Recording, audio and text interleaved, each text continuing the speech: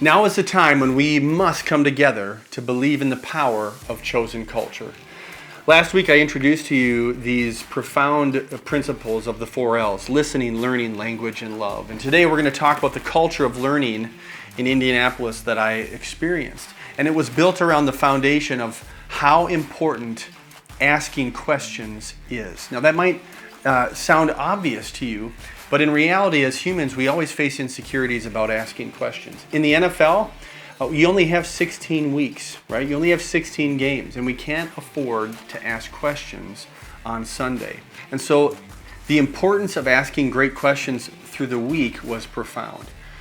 You know, I love this quote by Holtz, which says, "I never learned anything by talking. I only learned things when I asked questions." So the culture of learning in Indianapolis, the answer to what does it mean to be a champion learner, was built around a learning system grounded in asking great questions. Because the only way you're going to find the right answers is by asking the right questions. So every single day, I stepped into a culture, into a process of learning that was connected by three truths. The first is asking great questions. The second is the power of execution. Executing on the answers you received from asking questions. And lastly was evaluation.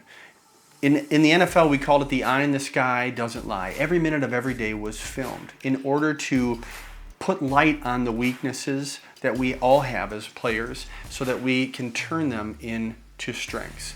It's this type of a system, it's this type of a culture of learning that allowed us to reach our potential and gave us sustainability over the long NFL 16-week season. And so it's one of the things that I want us to think about here when we're talking about different ways to build culture that we can practice.